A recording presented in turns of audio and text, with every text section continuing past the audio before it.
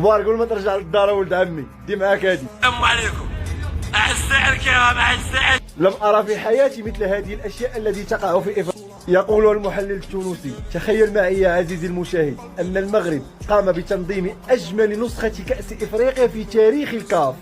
راهو يمدح في المغرب صح شكون بأكمله، ويتعرض للانتقادات من الشعوب التي لا يمكنها أن تنظم كأس إفريقيا مثل ما نظمته بالمغرب. تخيل معي يا عزيزي المشاهد أن العقوبات تشمل لاعبين من المنتخب المغربي ومن الجامعة لكرة القدم في المغرب. تخيل معي يا عزيزي المشاهد أن السنغال قامت بأشياء لم تكن في تاريخ كرة القدم، وفي الآخر أخذت عقوبات مضحكة.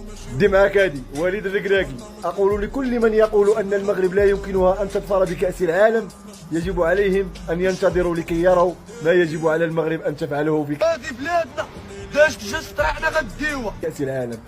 يبدو لي أن هذا الشخص يعرف أشياء لا نعرفها.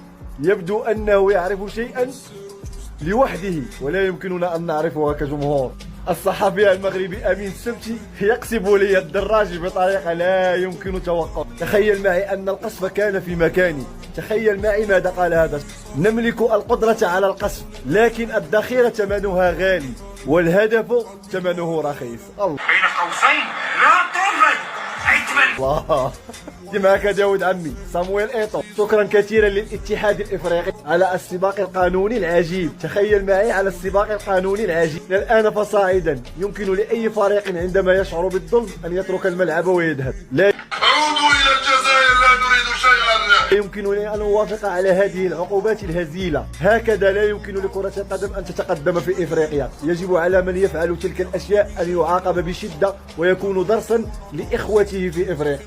رونالد معك يا عمي. المنتخب المغربي سوف يفوز بكأس إفريقيا. إنها مسألة وقت. إذا لم يفوز بهذه الكأس سوف يفوز بالكأس القادمة. من الأفضل والأحسن أن يفوز بكأس إفريقيا خارج بلاده. أنا رأينا المنتخب المغربي مستواه كبير جدا جدا، وهذا ما جعل الفرق الإفريقية التي مستواها ضعيف جدا جدا أن تقول أنه يشتري الحكام وأنه يغش في البطولة. فارس عوض المعلق الذي لا يوجد له مثيل في المعلقين بأجمعهم. تخيل معي ماذا قال: المغاربة لا يتحسرون، نحن المذكورون في الحديث النبوي، لا يزال أهل المغرب ظاهرون على الحق حتى قيام الساعة. حتى قيام الساعة.